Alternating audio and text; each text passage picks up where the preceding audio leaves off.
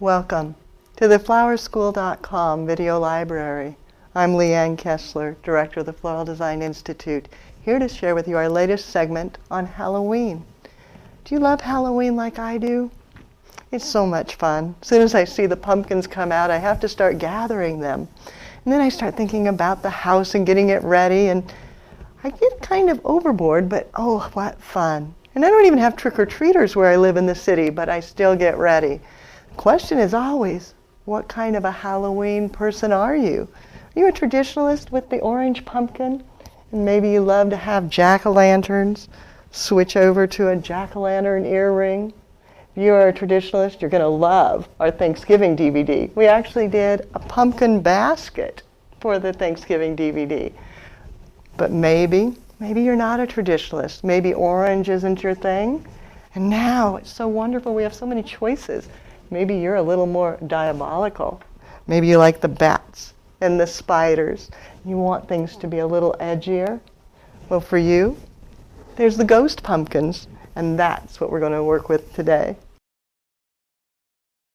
To begin, cut the top off of your pumpkin, and I just kind of cut across. I don't go down. It's a little easier that way. And clean it out. Get rid of all the guts and all the seeds. I find the easiest way to clean is to use an ice cream scoop, either the larger or the smaller, and just scoop it all out. And then you can roast the pumpkin seeds and enjoy those, or toss them, up to you. Then spray the inside with Pam cooking spray. Yeah, I know I sound like a commercial, but by sealing the inside, your pumpkin will last longer. So I just spray and coat the entire surface. Then some people set the wet foam directly into the pumpkin. I don't like to do that. I feel like it contaminates my foam and flowers, so I take a plastic liner, set that down inside, and then set the foam in, and then you're ready to design. Rather than working with traditional autumn flowers, I decided to work with ghostly flowers. So I do have some hydrangea, this beautiful gray-green, and then grasses, also in the grayed colors.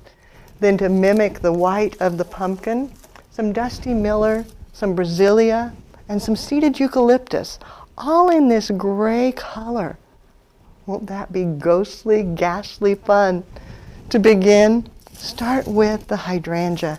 And it basically covers your container in one poke, especially if you score your corners down a little bit so they're not going to protrude. Then set it in. Then a second one to fill in the opposite side. Here at Russell, it's already started to dry. Then go back with your grasses, letting them shoot out above. And the hydrangea almost works like a frog, although the foam is in there to hold it. And let it be kind of carefree. You see the grasses are just kind of flopping around. I like that. Makes it seem a little bit wild and abandoned, like an old farm. You can almost think about ghosts flitting through the air. If one's a little bit too crazy for you, like this one, see how it's just popping all the way over? Then go ahead and cut it off, remove it. But most of them, let them go. Go with the moment and let it be a carefree design. The beauty of this design is all of these materials will dry and look fabulous. The pumpkin's going to be the first thing to go.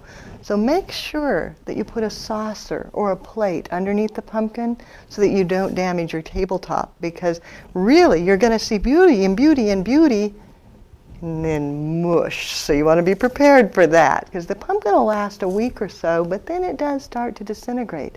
And depending on the temperature, it can go a little faster or slower. Then going back, tucking in a little dusty miller, kind of dividing a little bit of the brasilia.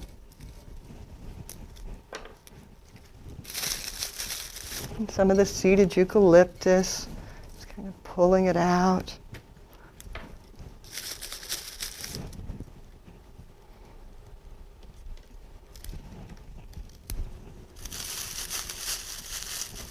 what I'm doing is letting it be a little more relaxed, softening the lines of the hydrangea so it's not quite so roundy-moundy. It's got a little bit of dimension to it.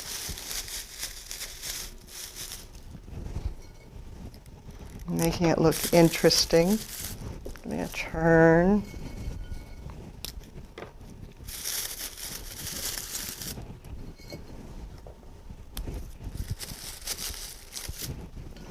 A little bit more. And just randomly placing. Everything's going into a central binding point and radiating out evenly. So there's not a lot of planning that goes with it. It's more just enjoy the casual nature of the pumpkin and fill it in to your ghostly delight. Last year, I learned a new trick, and that was to create bats that I can then just set down into my design so that they fly through. You can give them a curve and set them in. And I don't remember the name of the florist that did that. So if you know, call me. I'd love to give credit where credit is due, because it's a brilliant touch to add the bats. Know how he did it? It was a man, I do know that. And I know that it was the greatest idea. He took holly, yes, silk holly leaves that you might have on the shelf or hiding away in your Christmas things, and then he cut the leaves off.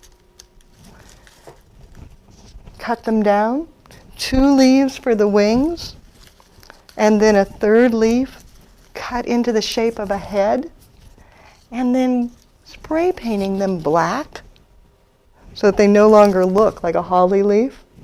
And then just a little bit of black aluminum wire folded into a soft loop at the top. And then using your Oasis Flow adhesive, just put a little glue right onto there. Let it begin to dry. And then taking the leaves and just gluing them in place. Let it dry a little bit. One. See if I can hold it with that. And then the other. And then taking the head and attaching that. And then letting it dry. And it looks like a bat. Is that not the most fabulous trick? So if you saw this last year and you, like me, went, oh, I love that. That's an idea I'm going to use in my arrangements, and you remember who did it, call and tell me, because I would love to send him a thank you card, because that is just the most wonderful trick. Once it's dry, just kind of wind the wire a little bit so it looks like it's flying, and then set it down into your arrangements to add just a little bit of evil bat and spider touch to the design. Once this is done, then I went ahead and gathered some more little baby ghost pumpkins, made another bat, and this one I'm just going to glue right on using the cold glue, because that'll stick right to the pumpkin, and my fingers. And then I have a spider, a little bit of glue on him. Let it dry a second. He's a little heavier. And let him perch atop. And then putting the two together. Then we've got the bats flying. We've got the bats perching. Maybe I should have hung him upside down. But now we're ready for Halloween.